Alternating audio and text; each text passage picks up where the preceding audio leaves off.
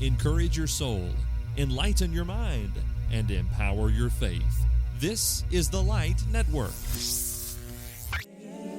You know what time it is, no matter where you've been. So let's do it again. Listen up and let the sun shine in. We've got soul training. Time to practice what you preach. Ooh, yeah. Yes, we do. We've got soul training.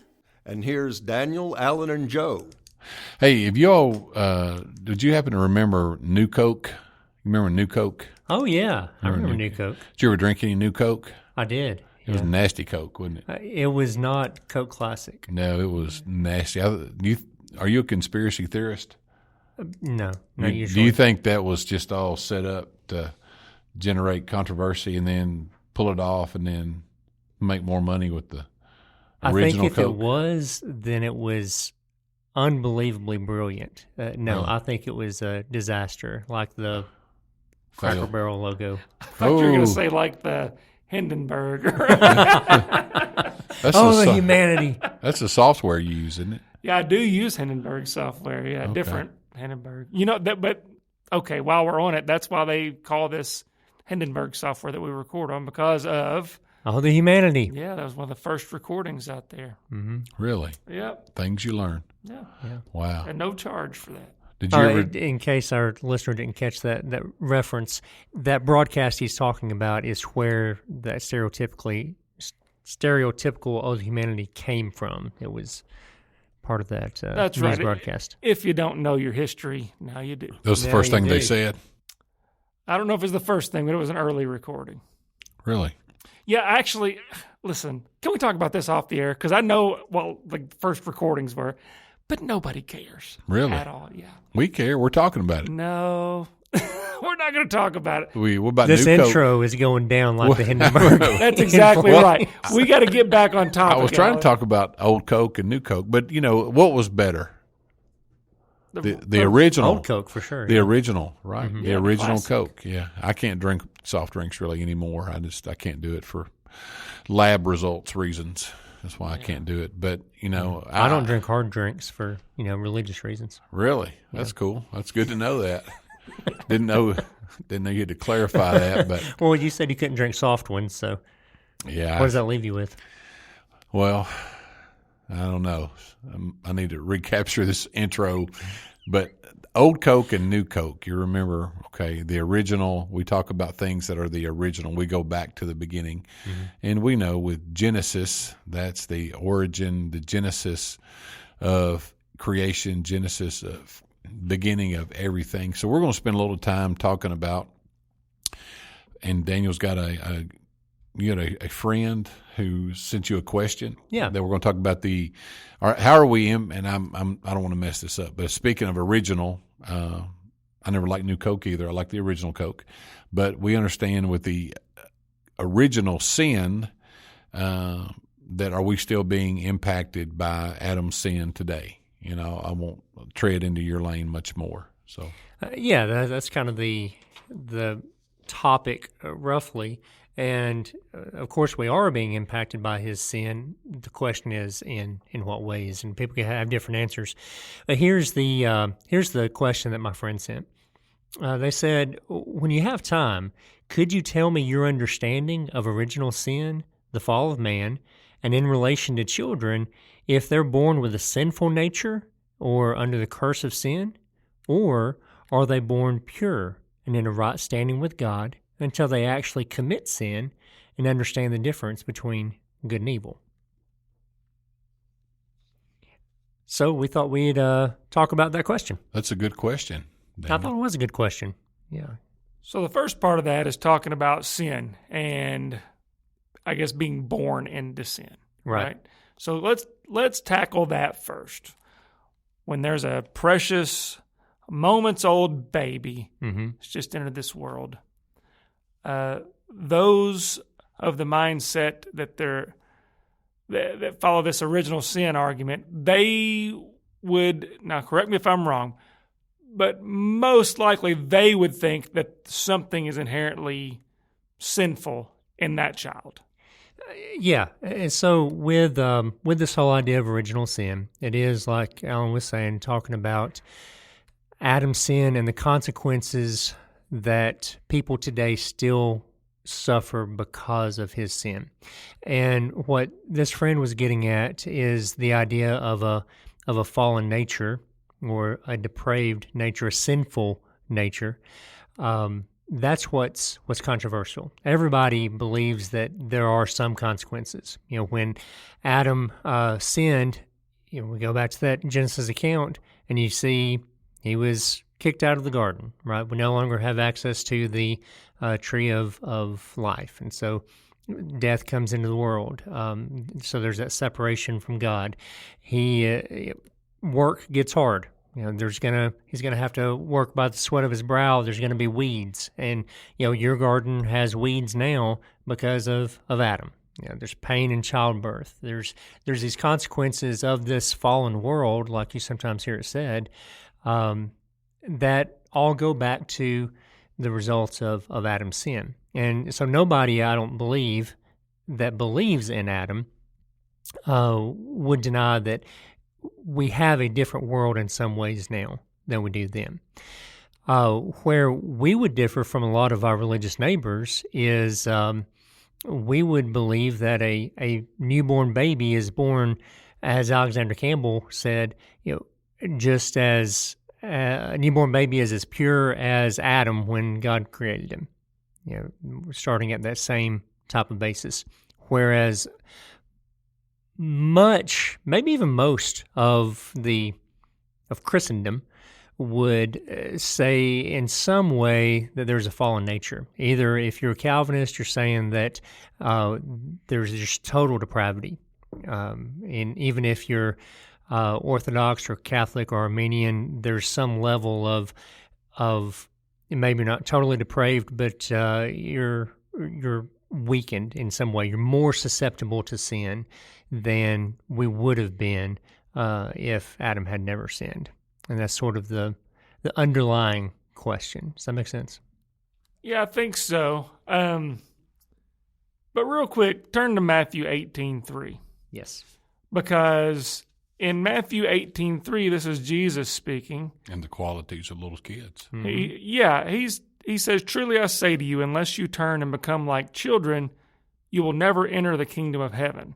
That's right. And so if you look at that verse, unless you become like children, you will not enter heaven. Another way of saying that is, it could be children are going to enter heaven, so be like them.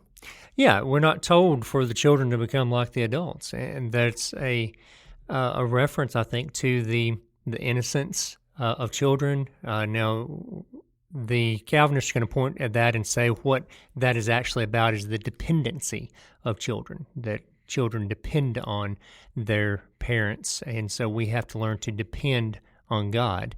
But even if that were the case, it's hard to imagine that Jesus would be pointing at a child and saying, you need to convert and become like children, and if you don't, you're not going to enter the kingdom of heaven, if children were not in the kingdom of heaven. Well, if you keep going, verse 4 and 5 and 6 give a little more, and I guess I can just read them. Yeah, go ahead. So we'll start back in verse 3, and we'll read the whole thing, 3 through 6. "Truly I say to you, unless you turn and become like children, you will never enter the kingdom of heaven. Whoever humbles himself like this child is the greatest in the kingdom of heaven. Whoever receives one such child in my name receives me, but whoever causes one of these little ones who believe in me to sin, it would be better for him to make a great millstone fastened around his neck and to be drowned in the depth of the sea." And so some of the qualities that I see, that I point out there, you want to go to heaven, you got to be like a child. Mm-hmm. And some of the things that might include is being humble like a child, receiving Jesus and believing in him like he said the children did. Right. So you got to do that. And we know that's not the only things you got to do to get into heaven if you read the rest of the New Testament. But this is telling us some of the attributes of those children that were apparently around Jesus at that point. And so I don't know. I don't know how you argue that. I know you said that's what the Calvinists would say. But that's not what the Bible says. I was going to say, what does Scripture say? I mean, to your point, and I just found some notes in Matthew 18:3 and following are part of those notes. It just simply says the qualities of little children are set forth as models for those who would aspire to enter the kingdom, and it cites Matthew 18:3 and Matthew 19:14 as well. And you kind of got us in that section. So I mean, and there's the other things that would also point to the plain literal language that affirms the innocence of infants, affirms the innocence and purity of children. So as Joe says, maybe that's what Calvinists say, but what does the Bible say? And I have others to share in a few minutes. So. Yeah, one thing I think is worth pointing out is over in Romans chapter 7. In Romans chapter 7, let's see, let me just start in verse 7. What shall we say then? Is the law sin? May it never be. On the contrary, I would have not come to know sin except through the law. I would have not have known about coveting if the law had not said, you shall not covet. So he's talking about sin is a transgression of the law. How do you get to that point where you're committing sin? Why is it wrong to do those things? Well, because it's against the law to do those things. Verse 8, but sin, taking opportunity through the commandment, produced in me coveting of every kind, for apart from the law, sin is dead. Verse 9 is where I really want to get to here. Paul says, I was once alive apart from the law, but when the commandment came, sin became alive, and I died. When was Paul alive apart from the law? He was born in the first century. It was a time the law of Moses had been in effect for thousands of years at that point. He was in a Jewish family. It's not something. When was he alive apart from the law? I would suggest it was in childhood, before he learned the law. And so when he becomes old enough to be accountable, when he becomes old enough to learn the law, then those things become sinful for him. Does that make sense? It does. And I think we're making a pretty good case here, but there's so much of the religious world that thinks differently than what we're thinking. Mm-hmm. And I mean, they're not here to make their argument. Right. And we want to be fair with it. So can you mentioned a little bit of Matthew 3, how they would interpret, or was it Matthew 18? Yeah. Verse 3, how they would interpret that. But is there anything else that we could point to, that they would point to, that maybe we can go ahead and refute? Yeah, they're going to look at Romans chapter 5, verse 12. Therefore, just as through one man sin entered the world, and death through sin, and so death spread to all men because all sinned. They're going to be interpreting that as saying that through Adam's sin, everybody sinned. Whereas we're going to be looking at that and saying, through Adam's sin, death comes into the world, and as a result of our own sins, we're going to die. Another thing they're going to point out, as we would, Romans chapter 3, verse 23 says, all have sinned and fallen short of the glory of God. We're going to say, well, that's because that is true, and it's because of our own choices. We affirm free will, and of our own free will, we sinned. Now, they would say all sinned and fell short of the glory of God because they had no other choice. They were not born with the capacity to not sin. And the idea of, and we're conflating some things, but the idea of inheriting guilt of sin is where the doctrine of infant baptism comes from for the Catholics. And things get really convoluted. Well, here's, to me, one of the biggest problems with all of the doctrines of inherited sinful nature and depravity and guilt of sin, whatever you're going to do with that. One of the biggest theological issues that creates in my mind is, what do you do with Jesus? because Jesus was born, we're taught in Hebrews chapter 4, verse 15, right? He's fully human. He's born of a woman, yet without sin. So, understanding how Jesus is fully human, but also fully God at the same time is a really difficult concept. But the idea that if he's born of a woman, of a human woman, why doesn't he have a depraved nature? Why doesn't he have the guilt of Adam? Well, I'll tell you, I was in a Bible study with someone, and they believed this, and I brought that point up to them. Yeah. And their response, there's some tap dancing happening, but their response was, well, it's inherited through Adam, and Jesus did not have a biological father. Here. Right. And so the sin apparently is a dominant trait passed on through the males. It's coming from the Y chromosome, right? That's exactly right. And Jesus didn't have that because he didn't have a biological father here. Right. That was the answer given to me. Now, again, that's sort of some tap dancing because he was fully human just as much as you and I are. Well, and because of that very concept is also where the Catholic doctrine of the Immaculate Conception comes from. In order to preserve all of that innocence in him, they need Mary to also have been born of a virgin, because Mary can't be inheriting that and passing it on to... How far does that how have far to go back? Exactly. That's more than original Coke. Wasn't that a football play, the Immaculate Reception? Yeah. I think that's before my time. Yeah.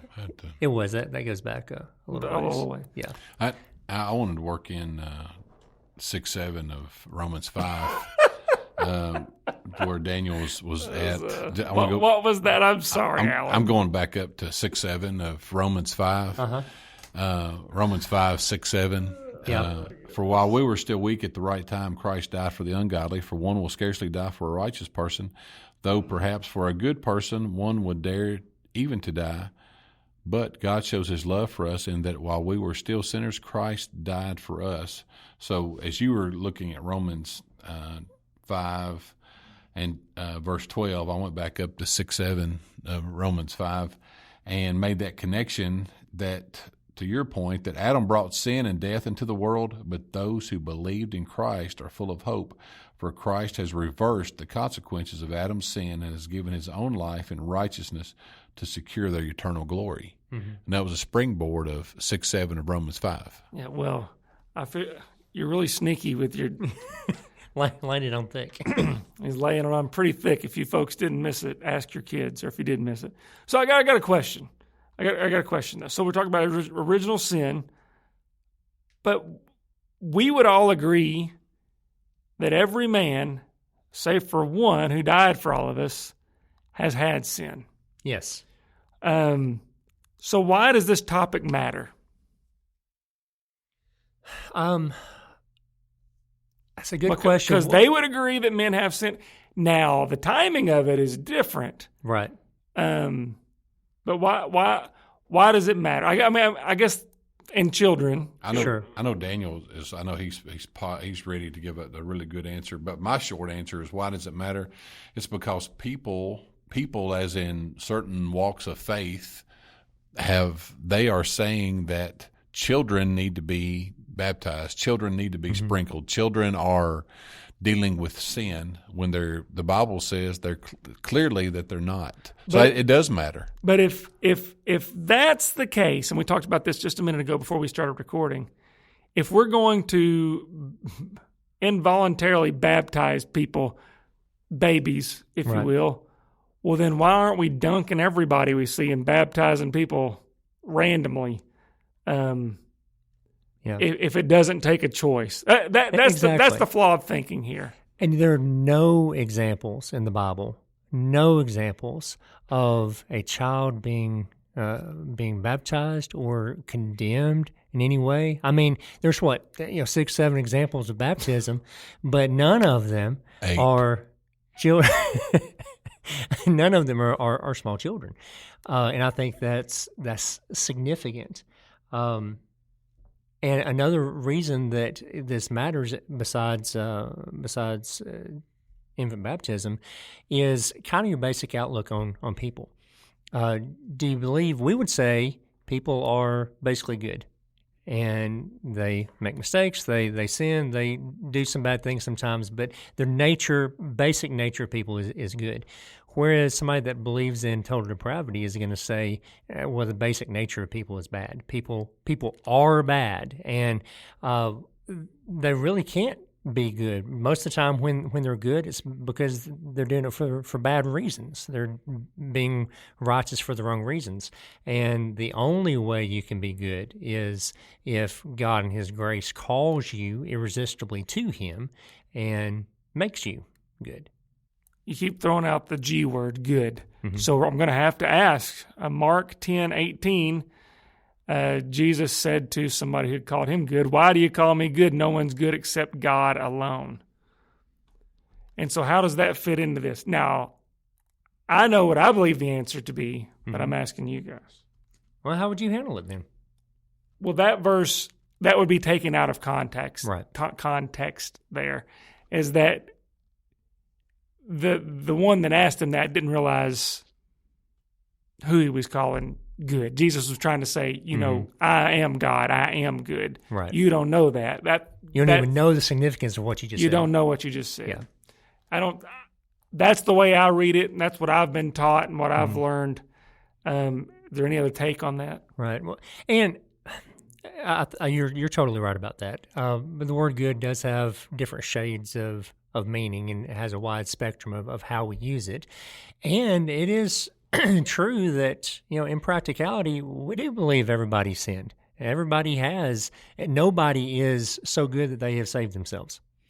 And even small children, they keep living. They're going to sin. But did they sin? Do we sin because we have no choice but to sin, or do we sin because we did choose to sin and we made the wrong choice? And I would suggest we all sinned of our own free will. 1 Corinthians chapter 10, verse 13 says, "No temptation has overtaken you except such as is common to man, but God is faithful, who will not allow you to be tempted beyond what you are able, but with the temptation will also make the way of escape that you may be able to bear it." So he clearly says God is not going to allow you to be tempted beyond what you can bear, which is the exact opposite of the idea of total depravity, where you're constantly tempted beyond what you can possibly bear. You can't choose to obey unless God forces you to, basically. But that kind of sounds like why try, though. It really does. It really does. What were you saying, Well, Alan? I was just saying, Daniel, I really like the point he made about we do have a choice. And for me, knowing that I have a choice, and I cannot explain the liberation that I feel, of how equal, we're in a society where we talk about equality and everybody gets equal shots and equal opportunities. That's one of the reasons why I fell in love with the Bible, is because it teaches we all have an equal opportunity at everything. But it comes back to the person in the mirror. What choices are you making? And with that being said, and that in relation to what we're talking about, even Galatians chapter 2, verse 6 says that we get to choose. God doesn't show any personal favoritism to anyone. Galatians 2:6 says, "But from those who seem to be something, whatever they were, it makes no difference to me. God shows personal favoritism to no man, for those who seem to be something added nothing to me." That there's no personal favoritism shown. The only favoritism we have is that God loved us, that He sent Christ to die for us, and we have an opportunity to choose that. For me, that's just freedom. That's the most freedom that you can have, is the freedom to love. And and I was going to go back to something you said too, that about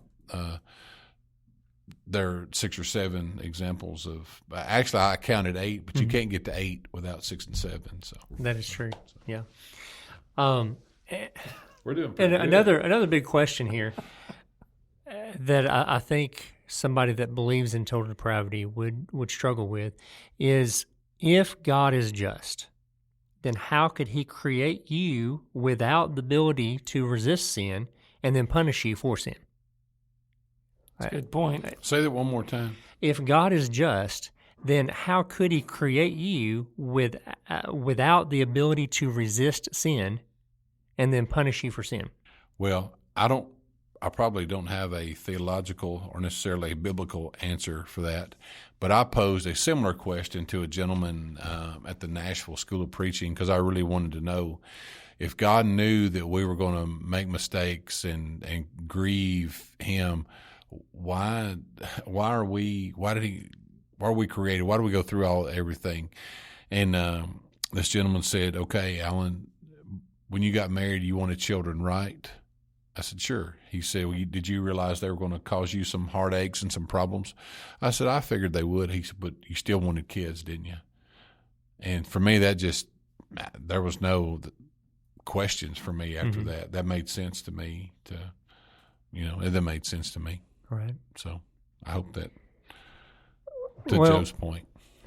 One question that I think is a good question that if I were a Calvinist, I would ask is, so if you don't believe that you have to sin, if you believe you have free will and you could choose not to sin, then why does everybody sin? Why do we all fall short? For me, it's 1 Peter 5:8. That Satan is roaring like a lion. I mean, always seeking to devour all of us, and it's something that we're all trying to. And I probably didn't answer your question. No, that's what I think. I think that's the right path. Jesus oftentimes answered a question with a question, right? Mm-hmm. I would answer this question with the question, why did Adam and Eve sin? I think it's the same reason. I think we had the very same ability to choose to sin or not to sin that Adam and Eve had. And just like they chose to sin, we also choose to sin. So at that time, 100% of the people that existed had, everybody believes total free will. They chose to sin, and I'm saying that same percentage kind of carries forward, and that's ultimately what we end up choosing. Okay, well, we're getting near the end. Have we sufficiently answered the question, you think? Well, while he's looking over, can I just share these little points real quick?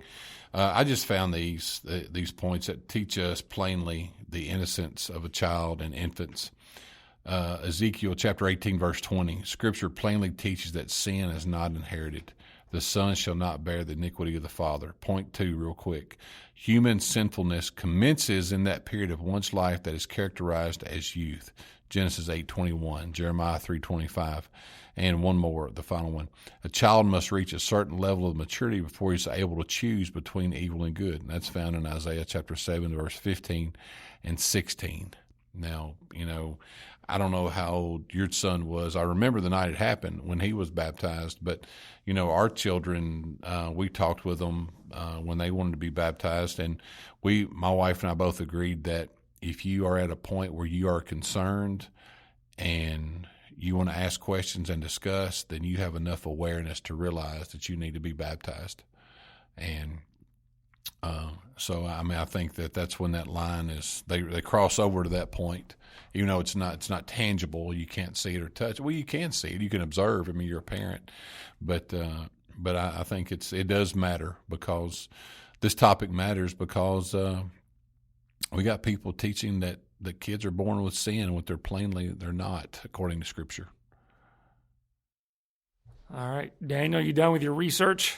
One other verse to bring out. I had something else that I wanted to mention, and conversation moved and I totally forgot what it was. But anyway, Ezekiel chapter 18, verse 19 and 20 is pretty direct and straightforward on this. Matter of fact, the whole chapter of Ezekiel 18 kind of deals with this concept. But verses 19 and 20 say, "Yet you say, why should the son not bear the guilt of the father? Because the son has done what is lawful and right, and has kept all my statutes and observed them, he shall surely live. The soul who sins shall die. The Son shall not bear the guilt of the Father, nor the Father bear the guilt of the Son. The righteousness of the righteous shall be upon himself, and the wickedness of the wicked shall be upon himself. That's a great concept. A friend of mine said not long ago, sin is not inherited, but neither is righteousness. We each have to give an account for ourselves. And I've got enough of my own sins to worry about without worrying about Adam's. Very good. Any parting words, Alan? No, I've enjoyed our discussion and our time together. Yeah, I have to. I really hope the people do. And, we haven't said it for a while, but soul training does matter because all souls matter. That's right. We used to say that all the time, and then I got a mug, a little coffee cup you brought me one time. That's true. I still use Way it. back season 1. I still have it. You guys used to call me Big Show. I hadn't heard that in a while either.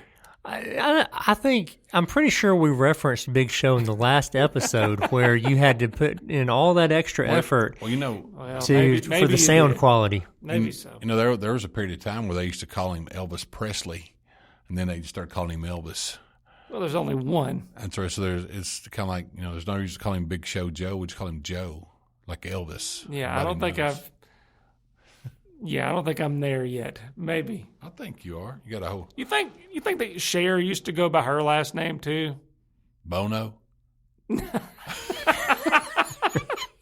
Well, before that. I remember Little Sonny. Maybe. Anyhow, okay. Well, we are really dating this show. Yeah.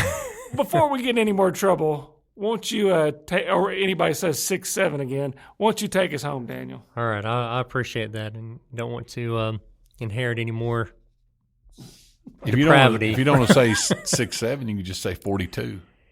I thought it was 41. Oh, 6 times 7 is 42.